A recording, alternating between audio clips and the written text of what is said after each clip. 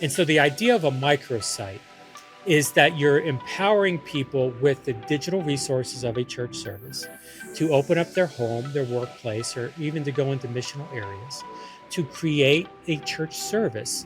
And through the creation of that church service, connect with people, invite them into a community, build relationships with them to the point of within the physical micro location, to the point to where you're capable of having a relationship strong enough to get into discipleship. Welcome to the Church Digital Podcast. Through this podcast, we'll talk about the technological innovations within the church. But more than tech for tech itself, we'll address deeper questions.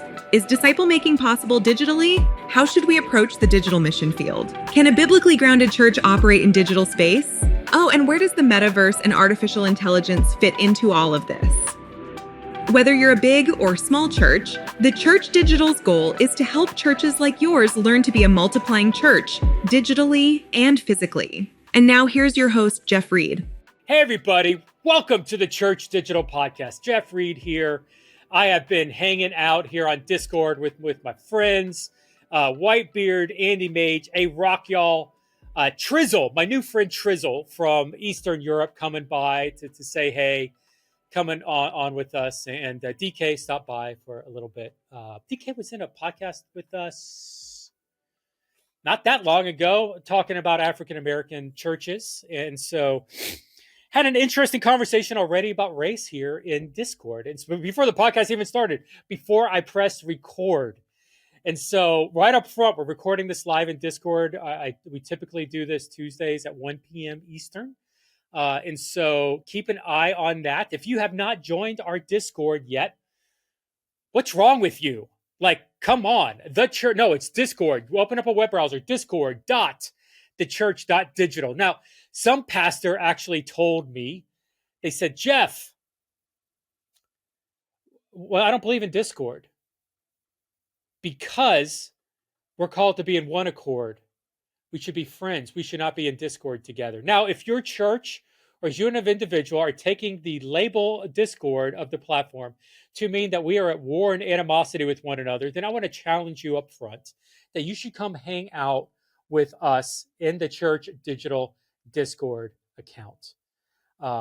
Because it is the server, because it is so much fun.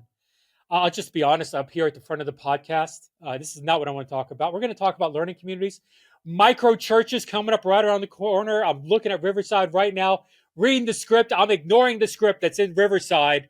Incredible software, the church.digital/Riverside. But I'm ignoring the script because I want to talk about this thing with Discord. You know what? I don't know that I'm officially saying this publicly. I'm kind of giving up on social media. Like the percentage of time that I spent on social media this time last year, compared to the amount of time that I'm spending on it this year, I am spending much. Hey, Mistala coming in from Nigeria.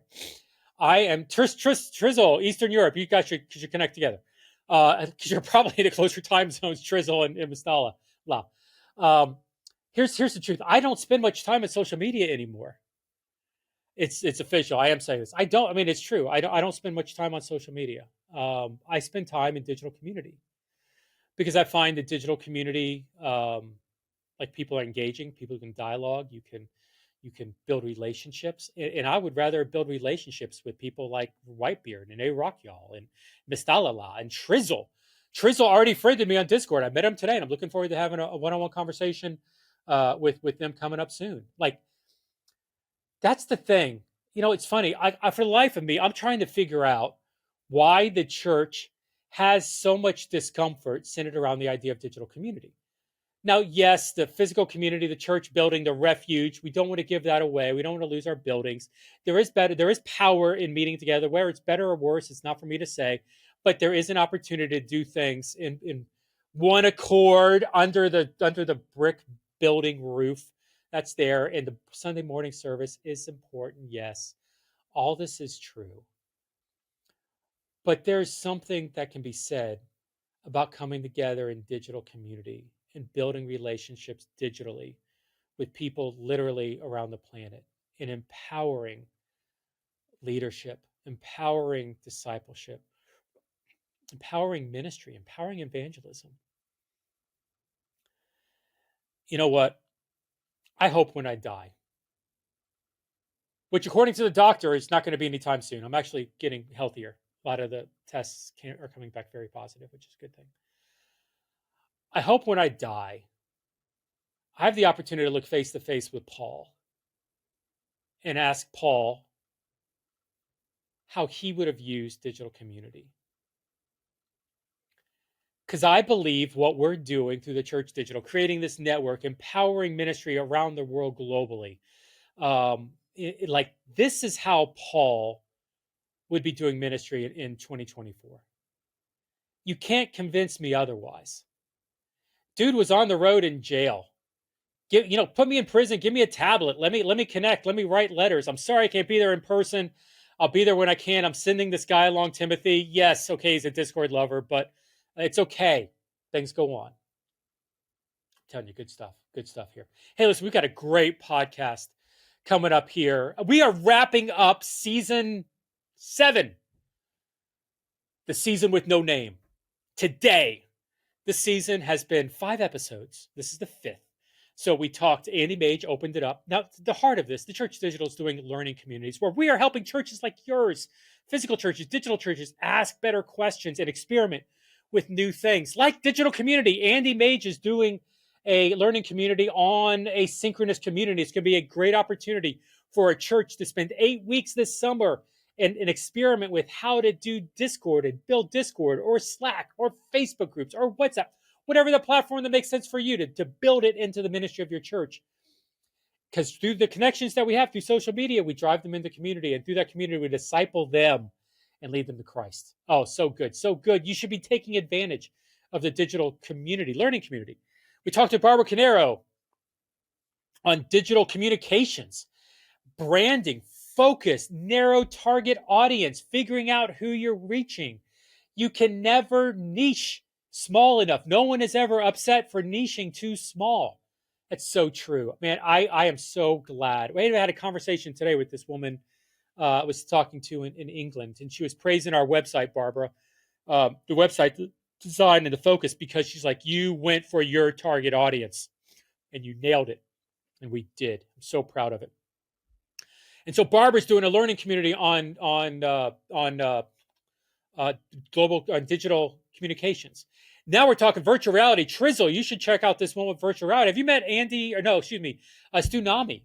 Stuart McPherson. Stu Nami joined us, and we actually had a conversation with Peyton Jones talking about planting churches in virtual reality. Stu Nami's goal, he's lead pastor at Vector Church online, a church planter, and his goal is to plant 100 churches in virtual reality, or help plant 100 churches in virtual reality the next 10 years. Then last week we brought on Megan Carter.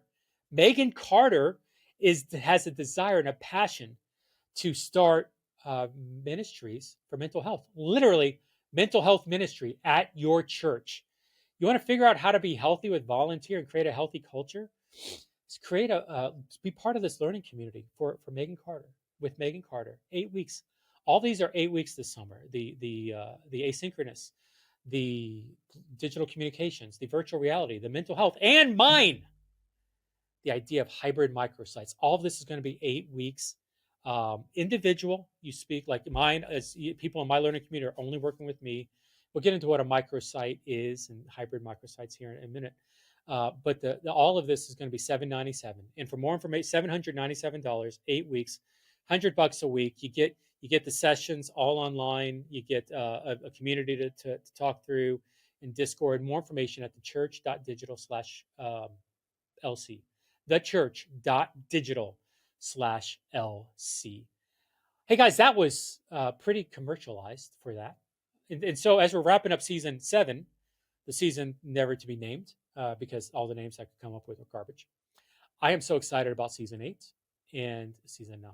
So guys, it's going to be an incredible month or so coming up. 99.63 a month, Whitebird is telling me, Whitebeard.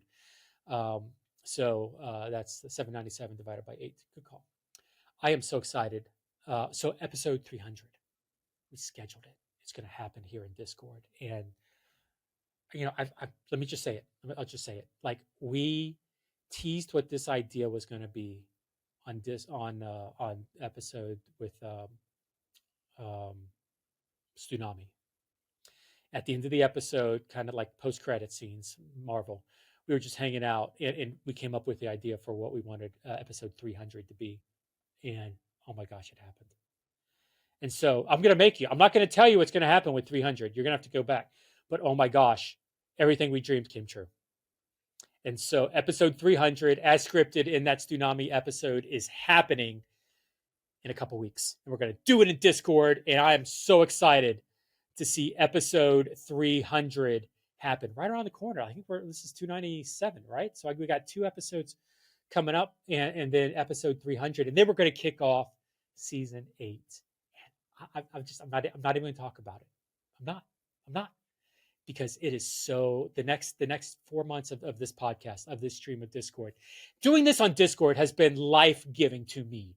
Having the audience in here, the chat coming in, the conversations, it's so good.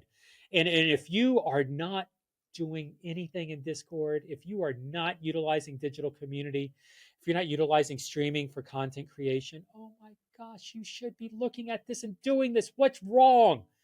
Take some steps and get into that. Okay, I'm preaching. Let's get into it. Here today, we're going to talk about hybrid microsites. And well, to be honest, I thought about who to bring in to the conversation, and I just decided, you know what? I'm just going to do myself. That sounded weird. I'm just going to interview myself. Well, that sounds even worse. I'm just going to talk straight through for an hour, because that's what I do. I just talk a lot. I've already been talking for 10 minutes. I did 10 minutes of pre-show, but I do a lot of talking. And it seems like with this hybrid, I've actually been talking a lot on other channels and platforms with hybrid microsites. And I thought, man, I don't want to tag any more of these people because I'm already tagging them so often in other spaces. So I thought, man, I just would develop a script. Sometimes I ignore my script. Well, today I'm not going to ignore it. I'm going to try to stick with it and actually go through and talk about what a hybrid microsite is. So let's just even back up. What's a microsite? Listen, because I've say that to people, and they're like, "Well, Jeff, we don't even know what a microsite is." What are you talking about? Okay, so the idea is that a micro church site, or a micro church, or a watch party, these are things that happen in a displaced area outside of the church building, where you are engaging or being the church, possibly complemented by digital tools. So, for example, a watch party and Life Church actually started the idea of the watch parties. They would broadcast their services online and would challenge people to watch them at home, which is great, but invite their friends and neighbors and others over to the house to experience it with them. And so, when Life Church was doing this, I believe they were the first. Life Church was literally opening up people's homes to be the watch party. Now, Elevation actually has done this. Elevation had at one point, they had a watch party pastor. Raf, Thin J, how are you? Raf, my buddy from Miami, how you doing, man? I haven't seen you in a long time. Great, thanks for coming by. But the idea of the watch party in Life Church, Elevation Church actually had somebody on staff. I think I'd said that was a watch party pastor, where that person was responsible for even starting some of these watch parties out. But the goal of the watch party is it's very easy and simple to do. It's basically figure out how to get the church service from your phone or the Apple TV to the TV and stream the service in. And so that's the very easy end of what's happening.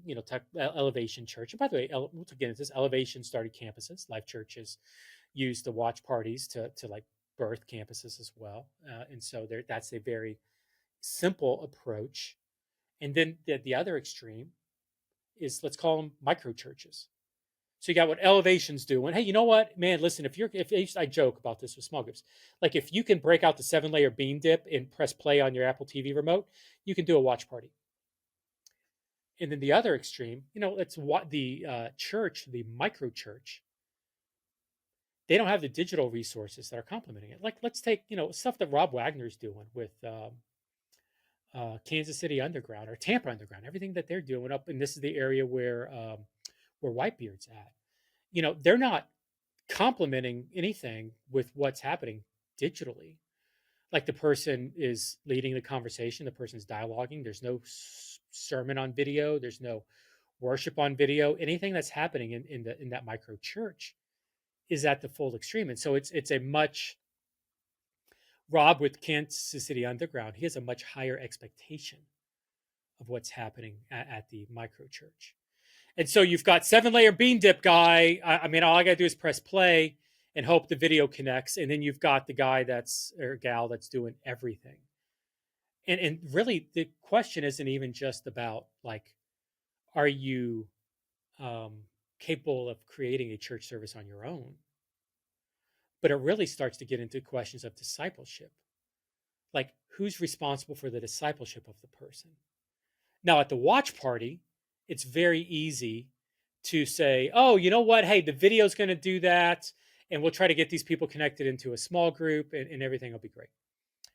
And at the micro church has a much more hands-on approach towards discipleship, where it's not just, hey, I'm going to route them into a small group and we're not going to just like watch this video, but we want to actually have the people that are investing in the lives of others. And so now listen, whether it's a watch party or a micro church, doesn't matter. Different ways reach different people. But there's this middle ground that's very effective. And that's what we're calling a microsite. The idea is to take the ease of the church service and the responsibility for discipleship and merge that into here. And so the idea of a microsite is that you're empowering people with the digital resources of a church service to open up their home, their workplace, or even to go into missional areas to create a church service. And through the creation of that church service, connect with people, invite them into a community, build relationships with them to the point of, within the physical micro location, to the point to where you're capable of having a relationship strong enough to get into discipleship, to the point where people trust you strong enough to get into discipleship. And so once again, it's not really about where you are at a watch party or a micro church or the mid version of a microsite that I'm such a fan of, but it really does come down to what works best for your church. Does your church have a very loose policy where they're really not tracking what's happening? Is your church very control-centric or very empowering of others, where they want people to disciple and lead on their own? Or is it more of a safe ground to kind of start out? That's what I really see with the microsite. It's really a great place to test the waters, test some people, or even grow from a watch party into a microsite.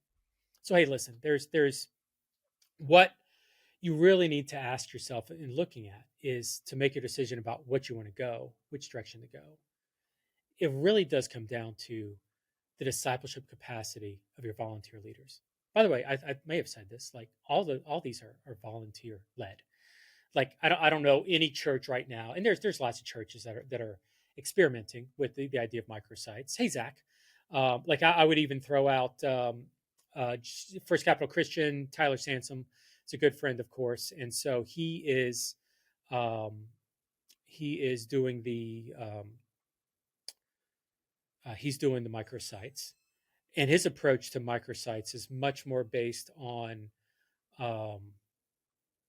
Sorry, my doorbell literally just rang, and I realized I didn't do something today, but I'm not going to break stream. So my son's going to come in a minute and say, because he's home from school, he's like, Dad, what am I going to do? He's like, just figure it out, CJ. Tell him I'll call him. But the idea is that what Tyler does is he's got volunteers that are doing this.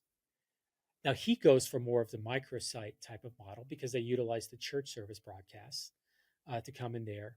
But you've got a strong discipleship-centric leader at each of the micro locations, at each of the microsites, that's capable of leading conversations, that's capable of discipling an individual, of building the relationships, that understands the aspect of church.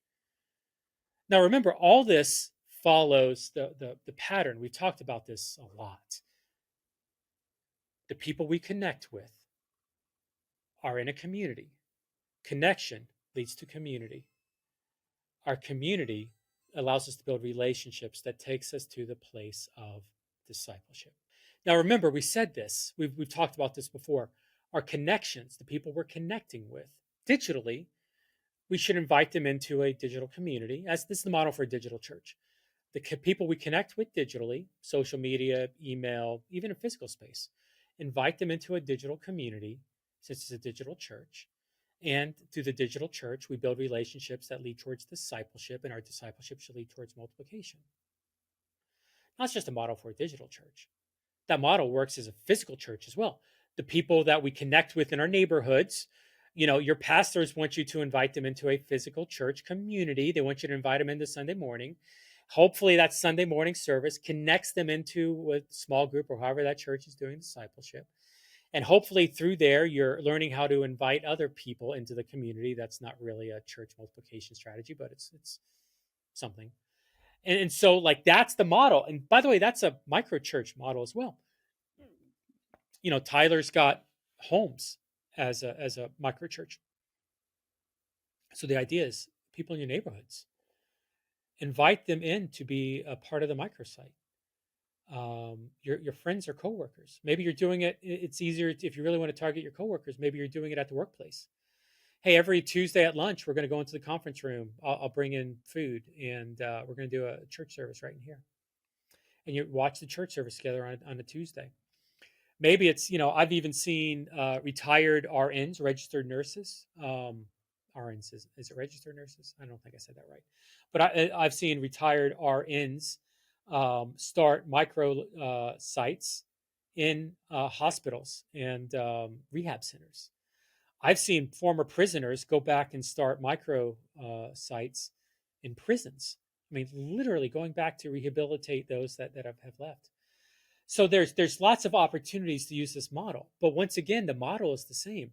The people that we're connecting with at the hospital, at the orphanage, at the after-school day care center, whether it's employees or whether it's kids, at the people we're connecting with at prison, we invite them into the community, and this would be with the micro, to experience the service, into the community aspects of the service.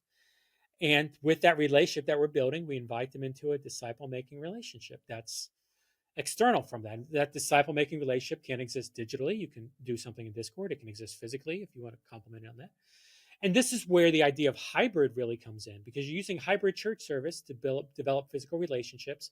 And then you have the opportunity to do physical or digital discipleship to complement that. Well, you're asking me, what's the difference between this and a small group? What's the difference between a microsite and a small group? I would challenge you, and it's funny, like I was actually, as a pastor, I was doing microsites back in 2016. I mean, we had as a digital pastor here in Miami, we had microsites in the Key West, in the Keys, in New York. We had a network in New York. We had Carolinas, a couple in the Carolinas, one in Georgia. Like we were extending pretty rapidly. We were seeing lots of growth internationally as well down in Latin and South America because we had lots of resources down there. And as leadership was, I've told the story where I built this thing without leadership even really knowing it existed. Like they just said, run, Jeff, and I ran and I built everything. And then just the story goes, I needed budget to increase to support where we were going. And so, hey, loser Josh, that's an awkward thing to say in the middle of a podcast. But as I needed budget, right? And so when I asked for budget, they were like, wait, what are you actually doing? And I had to pump the brakes. And for 6 months, I had to answer all their questions and sit down with them once a week and literally get drilled about what we were doing and what it looked like and why and how and all sorts of questions that I assumed they knew. But to be honest, I didn't take the time to tell them. And that's on me. I'm not mad at them for that. But one of the questions that I got from leadership that we spent a month talking about this. What's the difference between a small group and a microsite? If a small group is done well, maybe nothing. If a small group is done poorly, a whole bunch. You see, the deals with small groups And maybe it depends upon how your church does small groups. There are small groups where it's very rich, um, very meaningful relationships where people are invested and involved in each other's lives and speak truth and pray for one another. And I'm not just talking about the 1 hour on Wednesday. I'm talking about 24/7, 365. Like you're engaged in dialogue with that. Um, where your small group isn't about the material you're discussing, but the conversations that are happening throughout. Now there are churches that do that, and I've been on staff with churches. I've been on churches that have incredible discipleship strategies. The funny thing is, the church that was incredible with the discipleship strategy had a horrible evangelism strategy. And the church that had an incredible evangelism strategy, to be honest, didn't have a really good discipleship strategy. There may be something to that. Maybe we can drill into that later. But the other model of small groups is, so let's say what I was talking about, like a very high standard of discipleship, that's like the micro church. And the other standards, more like the watch party. Listen, all I need you to do is be capable of pressing play on the DVD. Open up Right Now Media, and these are the selected Bible studies that you can choose from.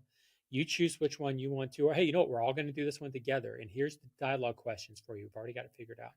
And here's the Bible verse you can talk about when it's time to pray, and just write down the prayer requests and pray for them. Now, mind you, there's nothing wrong with that.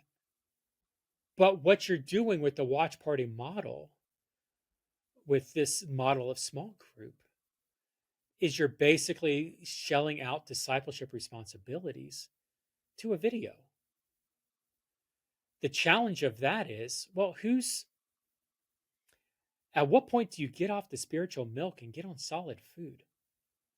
At what point do you feed yourself?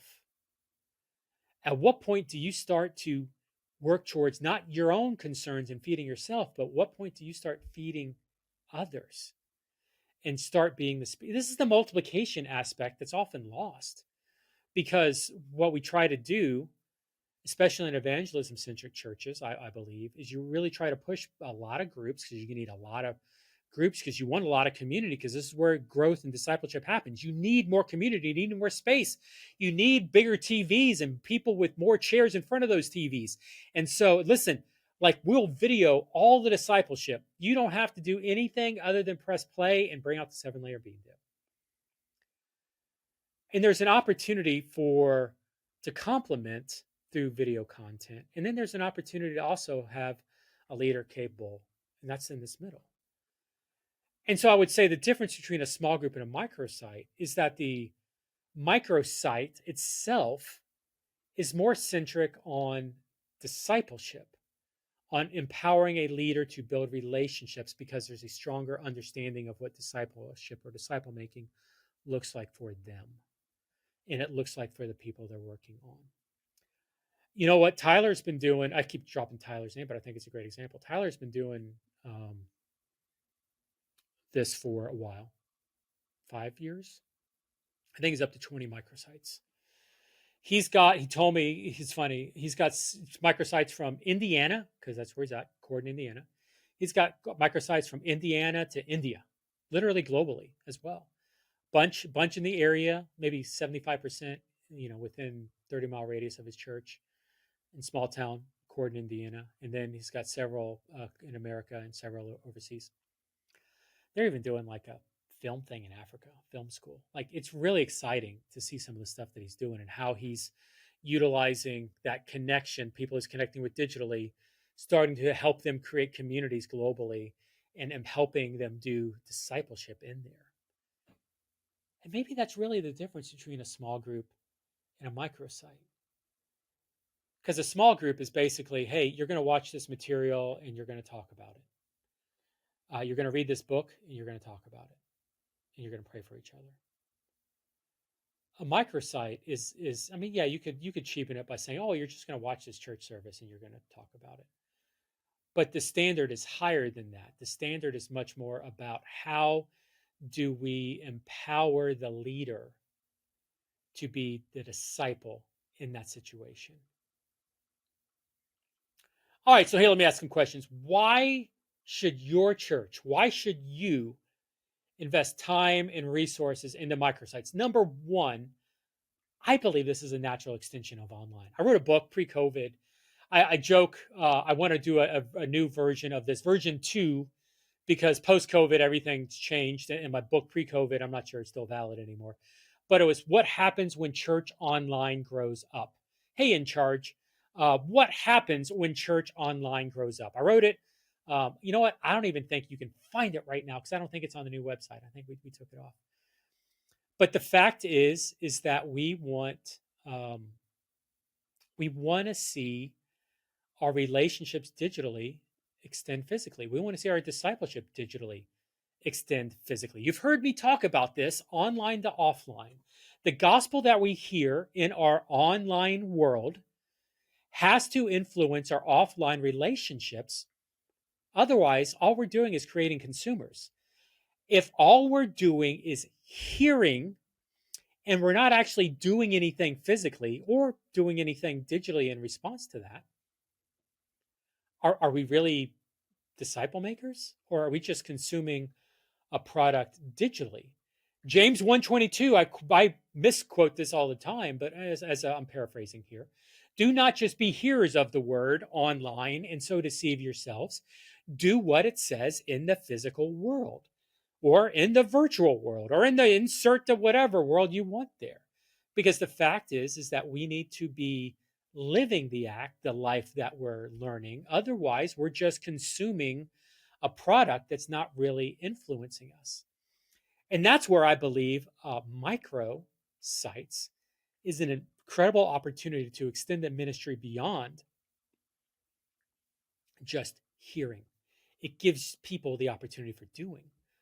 Could you just imagine if your church had a network of 25, 30, 50, 100 jacked up disciples digitally around the planet that were utilizing your church's resources in ways to reach the kingdom? That's what I did in New York.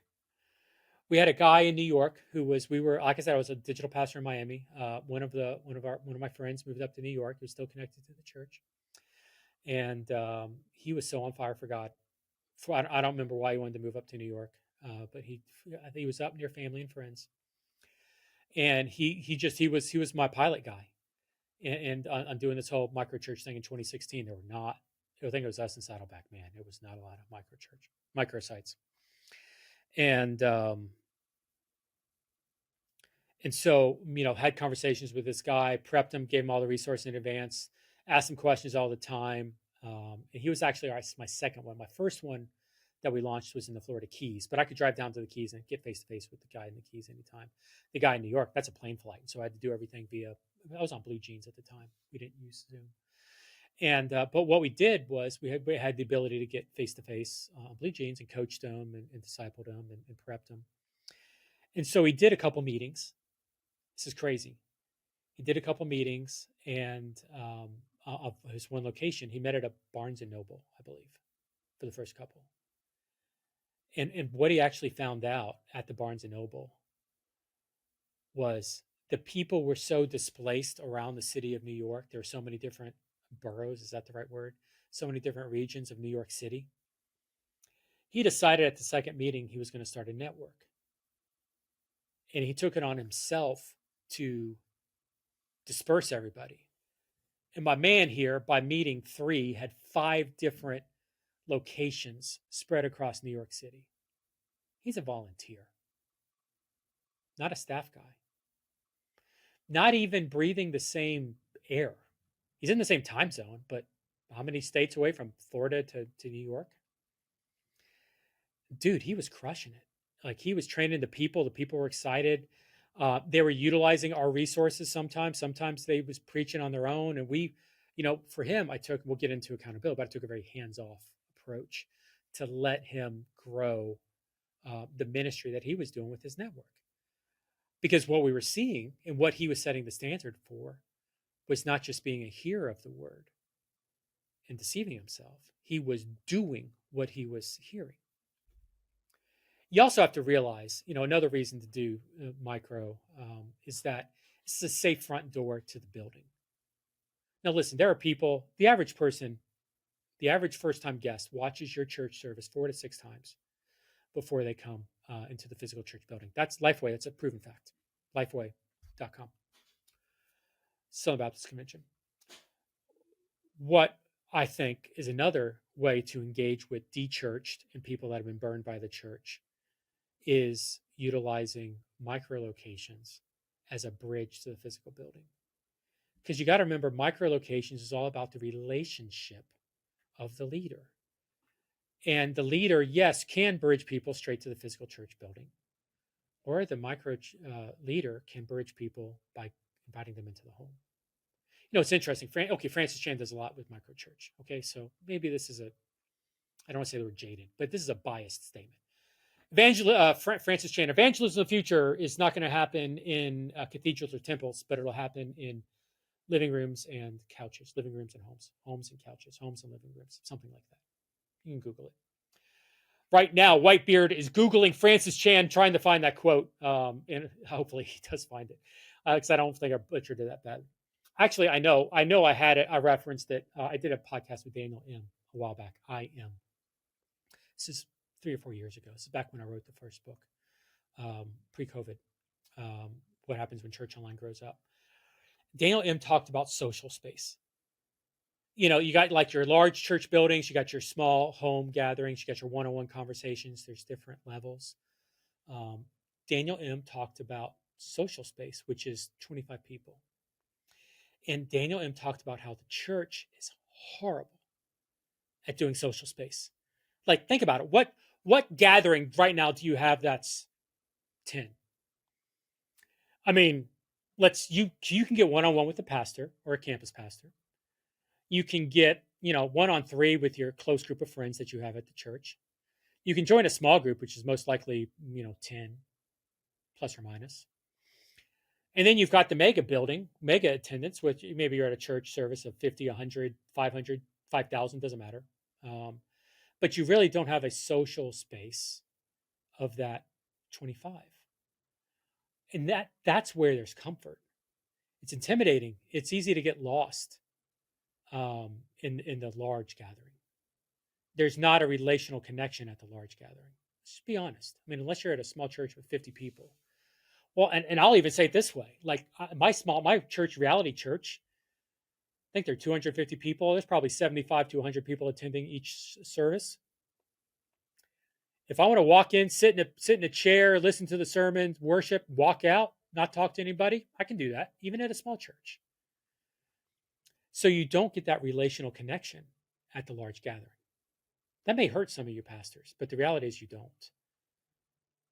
Social space, 25, gives you a safe space to have conversations and dialogue where people can be seen and heard and understood without the intimidation of 1 to 10 or 1 to 3 or 1 to 1-on-1. It's funny. Pastors think, oh, I should get one-on-one with as many people as possible. First off, not everybody wants to get one-on-one with you. That's intimidating. What would I talk about with a pastor? They're honored that you want to offer. So I'm saying don't offer, but don't build the thing around you. Build it around others.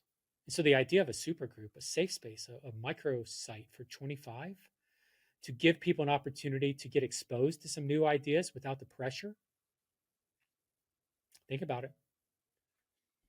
Another reason, you're going to reach a different type of person using microlocations than you will with the building.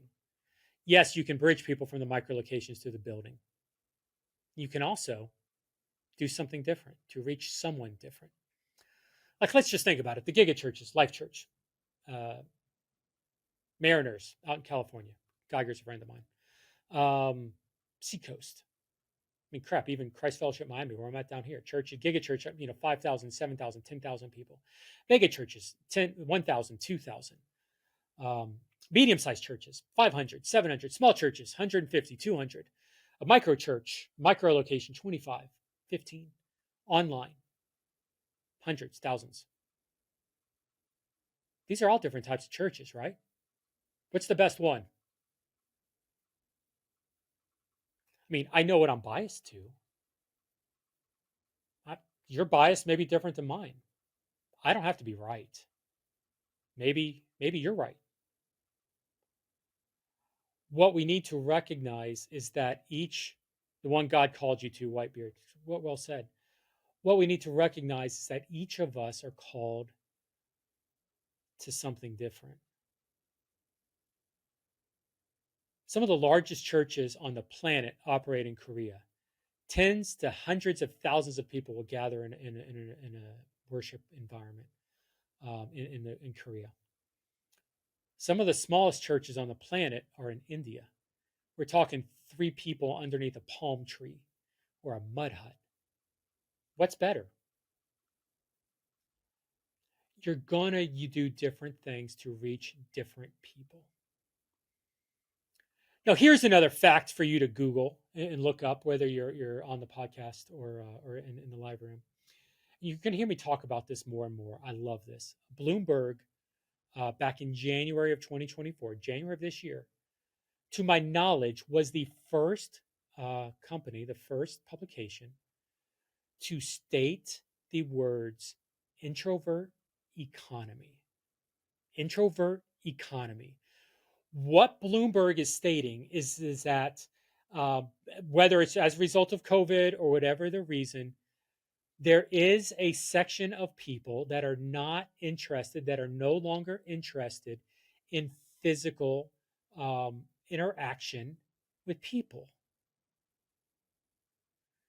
The idea of attending a mass gathering, a sporting event, a movie, a church service is not something they're interested in because they don't want the social pressure. And what introvert economy is, according to Bloomberg, is this massive shift of businesses moving away from the physical and instead trying to figure out how to get to people's homes or operate in a more distributed model. So the challenge here for churches would be to recognize that our buildings are going to be really good at reaching the people that the buildings are going to reach. Not questioning that. But the idea of doing digital, or the idea of doing micro, or the idea of doing virtual, or the idea of doing gaming, all of these give us an opportunity to reach someone different that the buildings will not reach. And that's what we're going to get with micro. That's what you're going to get with like Rob's doing, Lucas Pulley, what Lucas is doing up in Tampa Underground, what Jason Stewart is doing. In Texas at Church Project. Oh my gosh, it's not Jason Stewart. I can't think of Jason's last name. Jason Shepard at Texas in Church Project. Oh my gosh, I want to tell you so badly. I want to tell you so badly what's coming up season 8. Oh, this is the perfect opportunity. I could just, you know what? No, not going to. We're going to tease it. I'm going to sit on it. I don't leak. I leak like a sieve. Okay. But I'm going to hold on to this because I'm just so excited about it. Here's the reality too. If you tied in microsites, if you tie that into your church's church's multiplication strategy, maybe a series of a microsite or a couple, 2 or 3 microsites, that becomes your next church plant. Becomes the next campus for you to launch. Or it becomes a network of microsites. That's actually what happened to the New York network. The New York network actually broke off from the church at the time. And so we actually planted, I can tell you, off that work that we did up there in New York, 2 churches were planted in the city of New York. Actually, I keep up with one of the guys on a regular basis now. And so you can tie micro locations and microsites, micro churches, even watch parties. You can tie that into the micro church strategy, into your church's strategy. But there has to be awareness of what's happening and support for it. Historically, that's the one thing I did not do. And I wrote several blogs about this for Resi. Like, I was horrible at communicating what I was actually doing with leadership. I ran when I should have walked, and I should have brought others along. And so that's actually lessons that I learned at a personal level with the Church.digital. That's why Andy and Flatcap, man, thanks for jumping in here. Even Whitebeard, coming on board and looking forward to getting to know him more and involving him in the process and even seeing how he's going to grow his ministry through the church digital. And historically, I made ministry about me. When I look at Paul's ministry, I never get the idea that Paul's ministry was about Paul. Paul wanted to preach to the Gentiles, others didn't. He fought for that, but I don't think he went on the attack on it. I just think he corrected wrong when he saw it. When he saw unholy actions, when he saw things that needed to be addressed in the church, he addressed it. But I don't think he attacked it. I think Paul, was he a church planter? Maybe, because he planted churches all over the place. But he was also a networker. And he used the Roman roads, his letters. He used his trips. He used it all to spread. And when I even just like literally trizzle, I'm drilling a little bit here, man, at the idea of where you are and check. How can we help you? What do you need?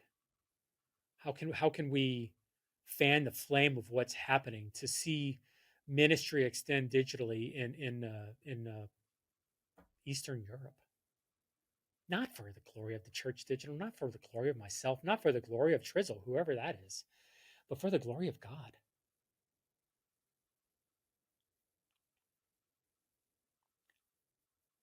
It's all about control. I've learned this.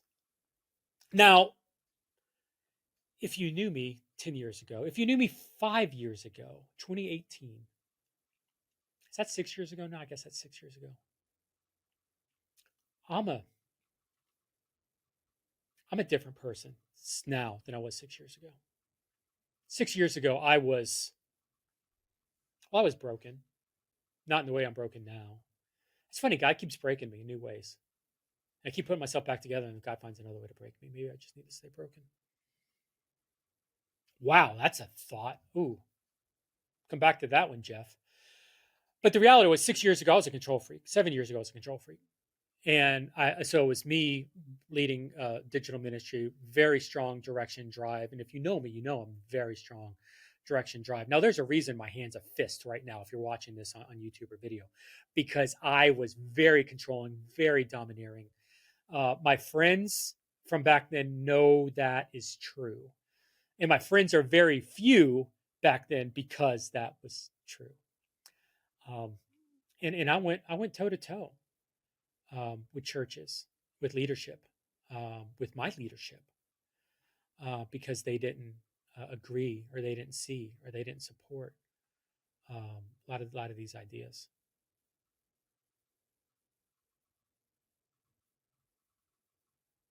But I've learned it's not about controlling the situation. I've learned to take a step back. It's funny. I wrote this blog recently for Prezi. The best advice I was ever given was Eric Geiger. Second time I mentioned his name on this podcast. I was talking digital with Eric Geiger. This is 20. Let me say it this way. This is before. This is 2005, 2004.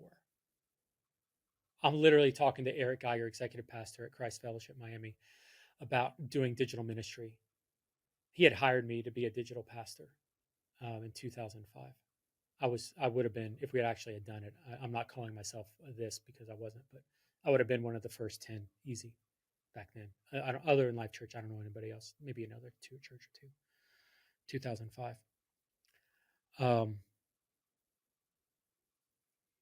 But what Geiger told me was, Jeff, if you're trying to convince me of something, I don't understand anything you're saying.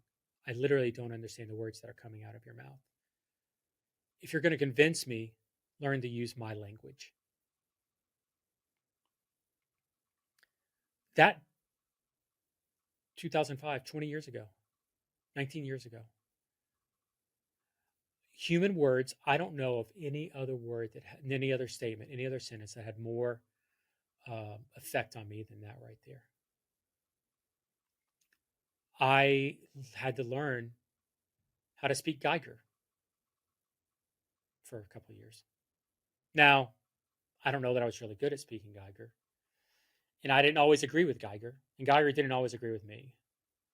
Um, but I learned how to communicate with him because I learned what was important to him, and I had to figure out how to align digital to meet his wants, desires, thoughts, needs, goals, standards, missions, vision, drive.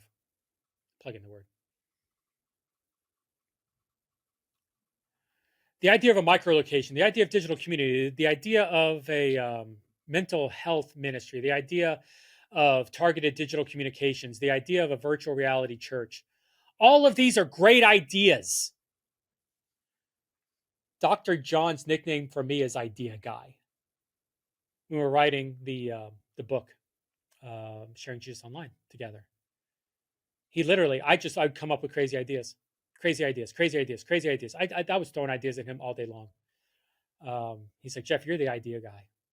Um, it's funny. He even told me too. He's like, you need to not be the idea guy. You need to like find the thing that you want to do and do it. And so I can be idea guys for other people. And the church digital empowering those ideas to happen, others to do it. That's what I get to do. I get to work with the Trizzles and the flat caps and the Andys and the loser Joshes and the Whitebeards and the in charges and help them do the ministry they're doing. You know, it is kind of frustrating. I'll just be honest here as we're wrapping up this podcast.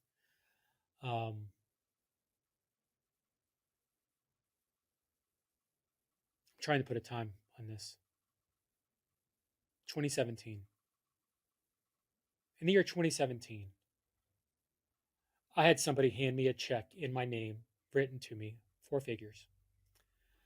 And in the memo line, signed, and in the memo line said, only deposit if you're planting a church.